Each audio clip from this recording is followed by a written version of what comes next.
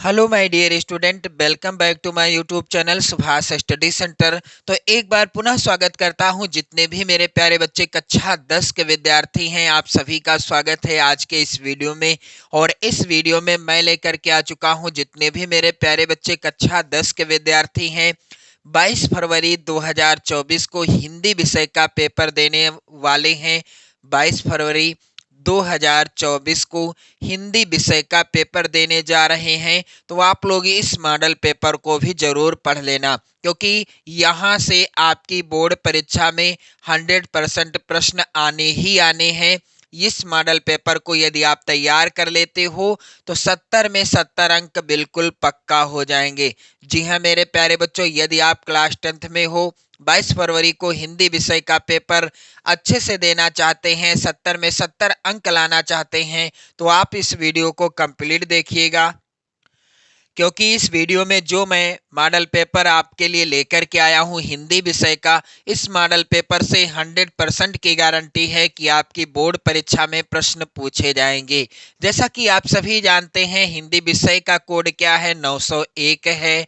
और यहाँ पर जो मॉडल पेपर है इसका कोड मैंने यहाँ पर आप देख रहे होंगे 801, फिर ब्रैकेट में डबल कैपिटल में ए लिखा हुआ है। मेरे प्यारे बच्चों, पेपर में आपको समय मिलेगा 3 घंटे 15 मिनट का।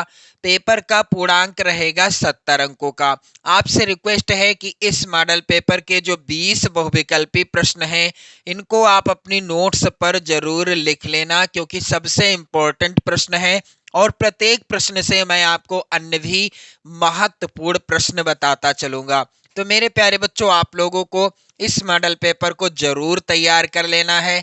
यहाँ पर आप लोग ध्यान दीजिएगा मेरे प्यारे बच्चों, प्रश्न यहाँ पर स्टार्ट होंगे खंड आ के अंतर्गत। उसके पहले यहाँ पर कुछ नोट लिखा हुआ है। चलिए, पहला नोट है मेरे प्यारे बच्चों, प्रारंभ के 15 मिनट परीक्षार्थियों को प्रश्न पत्र पढ़ने के लिए निर्धारित हैं। यानी 15 मिनट पहले आपको मिल जाएगा पेपर, किस लिए? पढ़ने के लिए। दूसरा है निर्देश, यहाँ पर यानी नोट है, प्रश्न पत्र 2 खंडों में विभाजित रहेगा, खंड आ और खंड बा में। खंड आ में 20 अंक के बहुविकल्पी प्रश्न दिए गए हैं। खंड आ के अंतर्गत 20 अंक के बहुविकल्पी प्रश्न होंगे। प्रत्येक प्रश्न 1 अंक का होगा, मैंने कई वीडियो में आपको बताया है। तो यदि आप इन 20 प्रश्नों का आंसर ओएमआर सीट में सही तरीके से भर देते हैं, सही उत्तर भर देते हैं, तो आपके पूरे पूरे 20 नंबर पक्के हो जाएंगे, चाहे आपकी राइटिंग अच्छी हो या आपकी अच्छी राइटिंग ना हो। मेरे प्यारे बच्चों, इसके बाद आप देखोगे खंड बा में 50 अंक के प्रश्न आएंगे। प्रत्येक प्रश्न के सम्मुख अंक भी दिए गए हैं कि कौन सा प्रश्न कितने अंक का है। अब खंड आ के अंतर्गत बहुविकल्पी प्रश्न, आप लोग इन सभी प्रश्नों को जरूर तैयार कर लेना। वेरी वेरी इंपॉर्टेंट है मेरे प्यारे बच्चों ये प्रश्न। चलिए, यहाँ पर पहला प्रश्न है, निम्नलिखित कथनों में से सही कथन की पहचान कीजिए। दिए गए विकल्पों में से कौन सा कथन सही है? तो यहाँ पर इस मॉडल पेपर में का, खा, गा और घा लिखा है। जो आपकी बोर्ड परीक्षा का पेपर होगा उसमें लिखा होगा ए, बी, सी और डी। मेरे प्यारे बच्चों, जो भी विकल्प सही होगा उसी के अनुसार आपको ओएमआर सीट में भर देना है। मान लीजिए उदाहरण के लिए पहले प्रश्न में बी वाला ऑप्शन सही है, तो आपको क्या करना होगा, ओएमआर सीट में आपको पहले प्रश्न के अंतर्गत बी वाले गोले को काला करना है। जिस प्रश्न में जो भी गोला काला करना है, यानी जिस प्रश्न में जो भी विकल्प सही होगा उसी के अनुसार आपको ओएमआर सीट में गोला काला करना है। फिर नीचे यहाँ पर उसी के अनुसार आपको विकल्प लिख देना है। यदि आप कमेंट करेंगे तो ओएमआर सीट को भरने का भी तरीका मैं आपको बता दूंगा। मेरे प्यारे बच्चों, यहाँ पर आप लोग ध्यान देंगे, पहला है कथन, हजारी प्रसाद द्विवेदी एक प्रसिद्ध ख्याति लब्ध कवि हैं। यानी हजारी प्रसाद द्विवेदी जी एक ख्याति लब्ध कवि हैं। यहाँ पर ये जो कथन है पहला, ये गलत है। दूसरा है कथन, गोदान मुंशी प्रेमचंद का प्रसिद्ध महाकाव्य है, ये कथन भी गलत है। तीसरा कथन है, ममता कहानी के लेखक जयप्रकाश भारती हैं, यह कथन भी गलत है, क्योंकि ममता कहानी के लेखक कौन हैं मेरे प्यारे बच्चों? जयशंकर प्रसाद जी। ममता कहानी के लेखक हैं जयशंकर प्रसाद जी। अब यहाँ पर चौथा जो कथन है, संस्कृति के 4 अध्याय रामधारी सिंह दिनकर की कृति है यानी रचना है, तो यहाँ पर ये वाला जो कथन है सही हो जाएगा। इसलिए यहाँ पर आप देख लो, पहले प्रश्न में डी वाला विकल्प सही है, तो यहाँ पर पहले प्रश्न में डी वाला गोला आपको काला कर देना है। अर्थात जिस प्रश्न में जो भी विकल्प सही होगा उसी के अनुसार आपको गोले भरने हैं ओएमआर शीट में। इसके बाद मेरे प्यारे बच्चों प्रश्न संख्या 2 वेरी इंपॉर्टेंट है आपकी बोर्ड परीक्षा 2024 के लिए। कह रहा है कि आकाशदीप और ममता कृति है, किसके द्वारा आकाशदीप और ममता कृति लिखी गई है। विकल्प इस प्रकार से हैं, पहला है हजारी प्रसाद द्विवेदी, दूसरा है मुंशी प्रेमचंद, तीसरा विकल्प है दिनकर अर्थात रामधारी सिंह दिनकर, चौथा विकल्प है जयशंकर प्रसाद जी। तो आकाशदीप और ममता कृति के लेखक कौन हैं? उत्तर हो जाएगा जयशंकर प्रसाद जी। और आकाशदीप तथा ममता दोनों ही हिंदी गद्य की किस विधा पर आधारित रचनाएं हैं? दोनों ही रचनाएं कहानी विधा पर आधारित हैं। प्रश्न संख्या 3 वेरी इंपॉर्टेंट है मेरे प्यारे बच्चों, शुक्ल युग की समयावधि क्या है? पहला है विकल्प सन 1900 ईस्वी से 1920 तक, दूसरा विकल्प है सन 1925 ईस्वी से 1940 ईस्वी तक, तीसरा विकल्प है सन 1919 ईस्वी से 1938 ईस्वी तक, चौथा है सन 1850 ईस्वी से 1900 ईस्वी तक। तो शुक्ल युग की समयावधि या कालावधि क्या है? उत्तर होगा सन 1919 ईस्वी से 1938 ईस्वी तक। किसी न किसी युग की समयावधि या कालावधि से संबंधित एक प्रश्न जरूर देखने को मिलेगा आपको बोर्ड परीक्षा में, तो आप महत्वपूर्ण युगों की समयावधि को भी स्मरण कर लीजिए, याद कर लीजिए। मेरे प्यारे बच्चों प्रश्न संख्या 4 है, यहाँ पर आप लोग ध्यान दीजिएगा। हिंदी का प्रथम नाटक माना जाता है, दिए गए विकल्पों में से किसे हिंदी का प्रथम नाटक माना जाता है? पहला है विकल्प मेरे प्यारे बच्चों नहुस, दूसरा विकल्प है चंद्रगुप्त, तीसरा विकल्प है यहाँ पर हरिश्चंद्र, चौथा है इनमें से कोई नहीं। तो नहुस जिसे हिंदी का प्रथम नाटक माना जाता है, यह किसके द्वारा लिखा गया है? गोपाल चंद्र गिरधर दास। आप लोग ध्यान देंगे, गोपाल चंद्र गिरधर दास जी के द्वारा रचित है नहुस शीर्षक नाटक, यानी यह नहुस नामक नाटक जो कि हिंदी का प्रथम नाटक माना जाता है। प्रश्न संख्या यहाँ पर 5 है, वेरी इंपॉर्टेंट है आपकी बोर्ड परीक्षा 2024 के लिए। नीड़ का निर्माण फिर किस विधा की रचना है? आप लोग ध्यान दीजिएगा, नीड़ का निर्माण फिर किस विधा की रचना है? क्या आत्मकथा विधा पर आधारित है, या उपन्यास विधा पर, निबंध विधा पर, या फिर कहानी विधा पर? नीड़ का निर्माण फिर किस विधा की रचना है? इसका उत्तर होगा मेरे प्यारे बच्चों आत्मकथा विधा पर आधारित रचना है। और यदि प्रश्न में पूछ लिया जाता है कि नीड़ का निर्माण फिर के लेखक कौन हैं, तो उत्तर होगा हरिवंश राय बच्चन। हरिवंश राय बच्चन जी के द्वारा रचित है नीड़ का निर्माण फिर, जो कि आत्मकथा विधा पर आधारित रचना है। मेरे प्यारे बच्चों प्रश्न संख्या 6 है, 2024 की बोर्ड परीक्षा के लिए सबसे ज्यादा इंपॉर्टेंट प्रश्न है मेरे प्यारे बच्चों। यहाँ पर आप लोग ध्यान देंगे, तार सप्तक के संपादक हैं। पहला विकल्प है महादेवी वर्मा, दूसरा विकल्प है श्याम नारायण पांडे, तीसरा विकल्प है निराला जी, चौथा विकल्प है अज्ञे जी। तो उत्तर क्या होगा? तार सप्तक के संपादक कौन हैं? उत्तर हो जाएगा सच्चिदानंद हीरानंद वात्स्यायन अज्ञे जी। और इन्होंने सन 1943 ईस्वी में तार सप्तक का संपादन किया था। यदि प्रश्न में पूछ लिया जाता है तार सप्तक का संपादन किस वर्ष हुआ, उत्तर हो जाएगा सन 1943 ईस्वी में। मेरे प्यारे बच्चों प्रश्न संख्या यहाँ पर 8 है, इसके पहले प्रश्न संख्या 7 भी वेरी इंपॉर्टेंट है आपकी बोर्ड परीक्षा 2024 के लिए। साकेत किस युग की रचना है? क्या यह भारतेंदु युग की रचना है, या दूसरा है विकल्प द्विवेदी युग की रचना है, या फिर प्रगतिवादी युग की रचना है, या छायावादी युग की रचना है। तो साकेत किस युग की रचना है मेरे प्यारे बच्चों? इस प्रश्न का उत्तर होगा साकेत द्विवेदी युग की रचना है। साकेत के रचनाकार कौन है? उत्तर होगा इस प्रश्न का मेरे प्यारे बच्चों मैथिली शरण गुप्त जी। मैथिली शरण गुप्त जी हैं साकेत नामक रचना के लेखक यानी रचनाकार। प्रश्न संख्या यहाँ पर आप देखेंगे 8 है। रीतिकाल की समय सीमा क्या है? अब यहाँ पर रीतिकाल की समय सीमा पूछा गया है, क्या है? तो पहला है विकल्प 1600 से 1616 ईस्वी तक। दूसरा विकल्प है सन 1800 से 1818 ईस्वी तक। तीसरा है विकल्प सन 1643 से 1843 ईस्वी तक। और चौथा विकल्प है सन 1616 से 1632 ईस्वी तक। तो रीतिकाल की समय सीमा क्या है मेरे प्यारे बच्चों? सन 1643 से 1843 ईस्वी तक के बीच का समय रीतिकाल की समय सीमा कहलाता है। प्रश्न संख्या यहाँ पर मेरे प्यारे बच्चों आप देखोगे 9। राम की शक्ति पूजा के रचनाकार कौन है? विकल्प है पहला सूर्यकांत त्रिपाठी निराला। दूसरा विकल्प है महादेवी वर्मा। तीसरा विकल्प है सुमित्रा नंदन पंत। चौथा है विकल्प रामधारी सिंह दिनकर।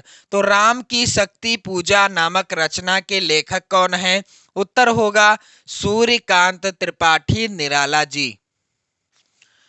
प्रश्न संख्या यहाँ पर 10 है मेरे प्यारे बच्चों। करुण रस का स्थायी भाव क्या है? क्या रति है, या शोक है, या फिर क्रोध है, या फिर भय है? तो आप सभी जानते हैं रति किस रस का स्थायी भाव है?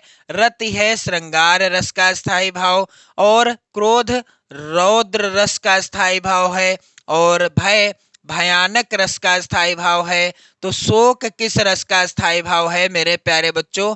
करुण रस का स्थायी भाव है। यहाँ पर उत्तर क्या होगा? करुण रस का स्थायी भाव क्या है? शोक है। प्रश्न संख्या 11 है 2024 की बोर्ड परीक्षा के लिए वेरी वेरी इंपॉर्टेंट।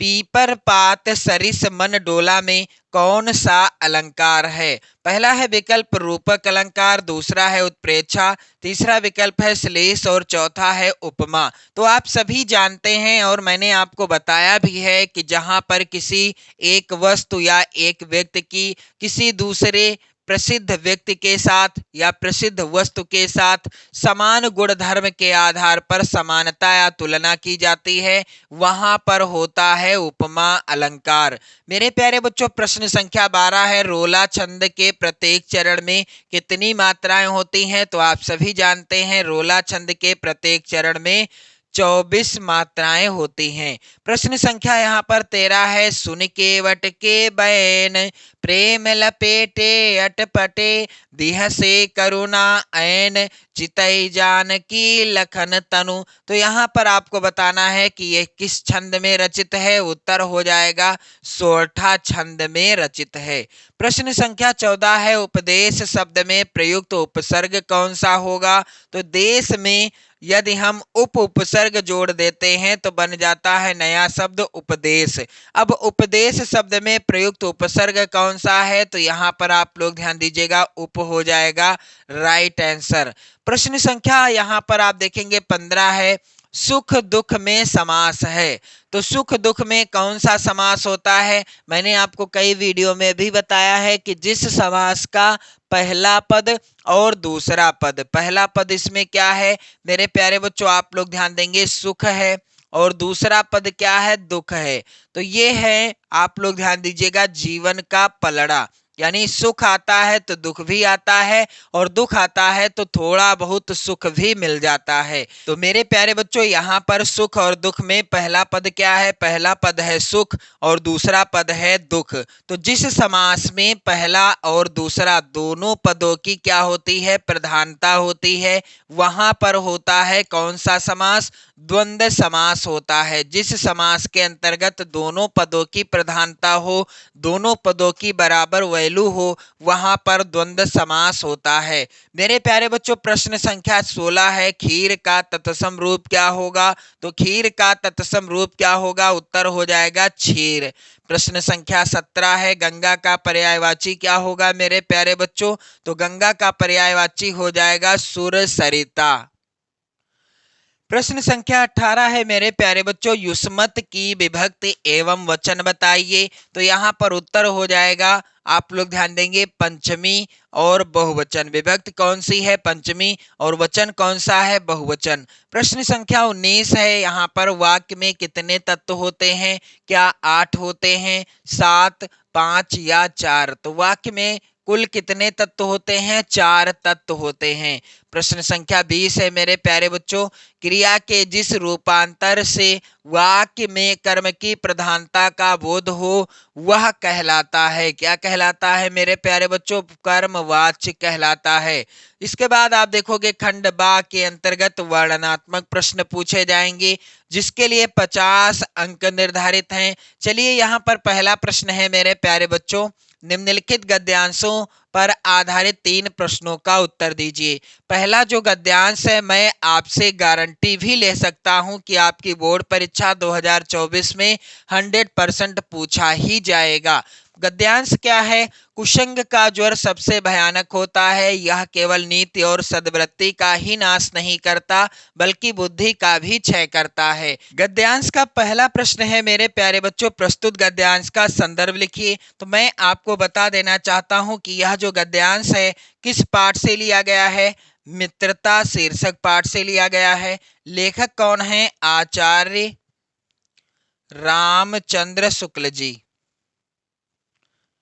आचार्य रामचंद्र शुक्ल जी हैं लेखक मित्रता नामक पाठ के। और इसके बाद रेखांकित अंश की व्याख्या करना होगा आपको। जो भी रेखांकित अंश होगा उसी की व्याख्या करनी है आपको। और कुसंग का व्यक्ति के जीवन पर क्या प्रभाव पड़ता है या होता है, इस तरह के प्रश्न का उत्तर आप गद्यांश में ही देख कर लिख लेंगे। तो यहाँ पर अथवा में भी एक गद्यांश है मेरे प्यारे बच्चों, आप लोग ध्यान देंगे। हिंदी में प्रगतिशील साहित्य का निर्माण हो रहा है, उसके निर्माता यह समझ रहे हैं कि उनके साहित्य में भविष्य का गौरव निहित है। यह जो है पद्यांश लिया गया है किस पाठ से? पद्यांश नहीं है मेरे प्यारे बच्चों, गद्यांश है। आप लोग ध्यान देंगे, यह गद्यांश लिया गया है क्या लिखूं शीर्षक पाठ से। और इस पाठ के लेखक कौन है? पदुमलाल पुन्नालाल। आप लोग ध्यान देंगे, पदुमलाल पुन्नालाल बख्शी जी। पदुमलाल पुन्नालाल बख्शी जी हैं इस पाठ के लेखक। आप लोग ध्यान दीजिएगा, पदुमलाल पुन्नालाल बख्शी जी हैं क्या लिखूं शीर्षक पाठ के लेखक। इसके बाद आप देखोगे प्रश्न संख्या 2 है, यहाँ पर दिए गए पद्यांशों पर आधारित किसी एक पद्यांश के नीचे दिए गए 3 प्रश्नों का उत्तर देना है, जिसके लिए यहाँ पर भी आपको 6 अंक मिलेंगे। पहला पद्यांश वेरी इंपॉर्टेंट है मेरे प्यारे बच्चों, 2024 की बोर्ड परीक्षा के लिए लिखा हुआ है। ऊधो मन न भये 10-20, एक हु तो सो गयो श्याम संग, को अवराधे ईस, इंद्री शिथिल भई के सो बिनु, ज्यों देहि बिनु शीस। ये पद्यांश है और इस पद्यांश का पहला प्रश्न है, उपर्युक्त पद्यांश का संदर्भ लिखिए। लिया गया है प्रस्तुत पद्यांश सूरदास जी के द्वारा रचित पद शीर्षक पाठ से। और मेरे प्यारे बच्चों यहाँ पर रेखांकित अंश की व्याख्या करना होगा गद्यांश की तरह ही पद्यांश में। तो जितना भी रेखांकित अंश होगा सिर्फ उसी की ही व्याख्या करनी है आप सभी को। फिर इसके बाद तीसरा प्रश्न पूछा जाएगा जिसका उत्तर आपको पद्यांश में ही मिल जाएगा जब आप पद्यांश की व्याख्या जानते होंगे तब। मेरे प्यारे बच्चों यहाँ पर अथवा में है वेरी इंपॉर्टेंट पद्यांश। सहेवार परिवार अंत तक लड़ी दीर बालासी, आहुति सी गिर चढ़ी चिता पर चमक उठी ज्वालासी, बढ़ जाता है मानवीर का रण में बलि होने से, मूल्यवती होती सोने की भस्म यथा सोने से, रानी से भी अधिक हमें अब रानी से भी अधिक हमें अब यह समाधि है प्यारी, यहाँ निहित है स्वतंत्रता की आशा की चिन्हगारी। मेरे प्यारे बच्चों, यह जो है किस पाठ से रचित है? झांसी की रानी की समाधि। प्रस्तुत पद्यांश किस पाठ से रचित है? झांसी की रानी की समाधि पर। आप लोग ध्यान दीजिएगा, समाधि पर शीर्षक पाठ से रचित है। और इस पाठ के रचनाकार यानी यह पाठ किसके द्वारा लिखा गया है? सुभद्रा कुमारी चौहान जी के द्वारा। आप लोग ध्यान देंगे, सुभद्रा कुमारी चौहान जी के द्वारा प्रस्तुत पाठ रचित है। मेरे प्यारे बच्चों, यहाँ पर आप लोग ध्यान देंगे, रेखांकित अंश की व्याख्या जैसा कि मैंने आपको इसके पहले पद्यांश में बताया वैसा ही आपको यहाँ पर भी करना है। किसी एक पद्यांश के नीचे दिए गए 3 प्रश्नों का उत्तर देना है। इसके बाद मेरे प्यारे बच्चों, प्रश्न संख्या 3 है। यहाँ पर दिए गए संस्कृत गद्यांशों में से किसी एक का संदर्भ सहित हिंदी में अनुवाद कीजिए, जिसके लिए 5 अंक आपको मिलेंगे। वेरी इंपॉर्टेंट गद्यांश है आपकी बोर्ड परीक्षा 2024 के लिए। और इस पाठ के अंतर्गत जितने भी गद्यांश हैं, यानी यह लिया गया है किस पाठ से मेरे प्यारे बच्चों? वाराणसी शीर्षक पाठ से प्रस्तुत गद्यांश लिया गया है। और इसी पाठ के अंतर्गत बताया गया है मेरे प्यारे बच्चों, आप लोग ध्यान दीजिएगा, जो महत्वपूर्ण और भी गद्यांश हैं उनको भी हिंदी अनुवाद की वीडियो मैंने प्रोवाइड करा दी है। आप लोग जरूर देखिएगा वीडियो। मेरे प्यारे बच्चों, यहाँ पर आप देखेंगे अथवा में गद्यांश है संस्कृत का। अस्माकं संस्कृति सदा गतिशीला वर्तते, मानव जीवनम संस्कृतुम ऐसा यथा समयम नवाम नवाम विचारधाराम स्वीकरोति। मेरे प्यारे बच्चों, यह जो लिया गया है प्रस्तुत गद्यांश भारतीय संस्कृति शीर्षक पाठ से लिया गया है। और आप लोगों से रिक्वेस्ट है कि आप लोग वीडियो को लाइक कर देना, शेयर कर देना। इसके बाद आप लोग ध्यान दीजिएगा, अगला प्रश्न है, दिए गए संस्कृत पद्यांश में से किसी एक का संदर्भ सहित हिंदी में अनुवाद करना होगा आपको, जिसके लिए 5 नंबर आपको मिलेंगे। तो यहाँ पर मानम हित्वा प्रियो भवति, क्रोधम हित्वा न सोचति, कामम हित्वार्थवान भवति, लोभम हित्वा सुखी भवेत। मेरे प्यारे बच्चों, यह जो है किस पाठ से रचित है? जीवन सूत्राणि शीर्षक पाठ से रचित है प्रस्तुत श्लोक। अथवा में यहाँ पर श्लोक है मेरे प्यारे बच्चों, आप लोग ध्यान दीजिएगा, नीर क्षीर विवेके हंसालस्यम तुमेव तनुषे चेत। यह लिया गया है अनयोक्ति अनयोक्ति विलासा शीर्षक पाठ से, जिसे मैंने कंप्लीट पढ़ा दिया है। आप लोग वीडियो जाकर देख सकते हैं चैनल पर। इसके बाद प्रश्न संख्या 5 है। यहाँ पर आप लोग ध्यान दीजिएगा, अपने पठित खंड काव्य के आधार पर निम्नलिखित प्रश्नों में से किसी एक का उत्तर दीजिए। यहाँ पर 3 नंबर का प्रश्न पूछा जाएगा, प्रश्न संख्या 5। और इसमें प्रत्येक खंड काव्य के 2-2 प्रश्न हैं। आप लोगों को जो भी खंड काव्य पढ़ना है, यानी जो भी खंड काव्य आपके जिले के लिए निर्धारित है, उसी खंड काव्य के किसी एक प्रश्न का उत्तर देना होगा। प्रश्न संख्या 6 का है मेरे प्यारे बच्चों, दिए गए लेखकों में से किसी एक लेखक का जीवन परिचय लिखते हुए उनकी प्रमुख रचना का उल्लेख कीजिए। तो मेरे प्यारे बच्चों, यहाँ पर 5 नंबर का प्रश्न पूछा गया है। और मैं वादा करता हूँ कि आचार्य रामचंद्र शुक्ल और डॉक्टर राजेंद्र प्रसाद जी का जीवन परिचय आपकी बोर्ड परीक्षा 2024 के लिए 100% पूछा ही जाएगा। आप लोग जरूर तैयार कर लेना। प्रश्न संख्या 6 का यहाँ पर खा वाला प्रश्न है, दिए गए कवियों में से किसी एक कवि का जीवन परिचय देते हुए उनकी एक प्रमुख रचना का उल्लेख कीजिए। मेरे प्यारे बच्चों, यहाँ पर सूरदास, सुमित्रानंदन पंत और तुलसीदास, तीनों ही कवियों का जीवन परिचय आप लोग तैयार कर लो। एक ना एक जीवन परिचय जरूर पूछ लिया जाएगा आपकी बोर्ड परीक्षा 2024 में। तो मेरे प्यारे बच्चों, आप इन तीनों कवियों में से सभी का जीवन परिचय तैयार कर लो, क्योंकि एक ना एक जीवन परिचय या 1 से 2 या तीनों एक साथ पूछे जा सकते हैं आपकी बोर्ड परीक्षा 2024 में। इसके बाद आप देखोगे, आप यहाँ पर आप लोग ध्यान देंगे, प्रश्न संख्या 7 है, अपनी पाठ्य पुस्तक में से कंठस्थ कोई एक श्लोक लिखिए जो इस प्रश्न पत्र में ना आया हो। वही श्लोक आपको लिखना होगा जो पेपर में पूछा ना गया हो। 2 नंबर आपको मिलेंगे। प्रश्न संख्या 8 है यहाँ पर, निम्नलिखित प्रश्नों में से किन्हीं दो प्रश्नों का उत्तर संस्कृत में दीजिए। तो कुत्र मरणम मंगलम भवत, वेरी इंपॉर्टेंट प्रश्न है, आप लोग तैयार कर लेना। चंद्रशेखर कह आसीत, ये भी प्रश्न वेरी इंपॉर्टेंट है। वीरः केन पूजते, ये प्रश्न भी वेरी इंपॉर्टेंट है। और ज्ञान कुत्र संभवत, ये प्रश्न भी वेरी इंपॉर्टेंट है। विद्या केन वर्तते, यहाँ पर आप लोग ध्यान दीजिएगा, वेरी इंपॉर्टेंट हैं ये सभी प्रश्न, आप लोग तैयार कर लीजिएगा। प्रश्न संख्या 9 है मेरे प्यारे बच्चों, यहाँ पर आप लोग ध्यान दीजिएगा। निम्नलिखित में से किसी एक विषय पर निबंध लिखिए और इन विषयों पर निबंध आप लोग जरूर तैयार कर लो। 100% की गारंटी है, यहाँ से निबंध आपकी बोर्ड परीक्षा में जरूर पूछे जाएंगे। पहला विषय है विद्यार्थी और अनुशासन। दूसरा विषय आपको तैयार कर लेना है विज्ञान अभिशाप या वरदान। तीसरा विषय है निबंध का भ्रष्टाचार कारण एवं निवारण।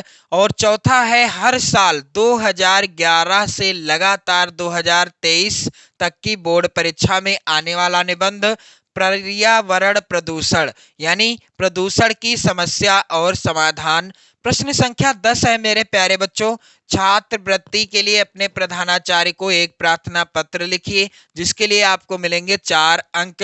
अथवा में दिया गया है जो प्रश्न, चाहो तो आप इसका भी उत्तर कर सकते हो। शहर की सफाई हेतु तो अपने नगर के मुख्य नगर अधिकारी को पत्र लिखिए। तो मेरे प्यारे बच्चों, मैंने इस वीडियो में आप सभी को बता दिया है हिंदी विषय का पेपर 22 फरवरी को कैसा आएगा, पेपर का पैटर्न क्या रहेगा, और मैंने हिंदी विषय के पूरे मॉडल पेपर को हल कराया है, कैसे आपको कॉपी लिखना है, कैसे आपको ओएमआर सीट में भरना है। सारी चीजें आप देखने के लिए चैनल की प्लेलिस्ट में हिंदी विषय के मॉडल पेपर से संबंधित वीडियो मिल जाएगी, आप लोग जरूर देख लो कॉपी कैसे लिखना है बोर्ड परीक्षा में। तो आप लोग पढ़ते रहो, मस्त रहो, स्वस्थ रहो। जय हिंद।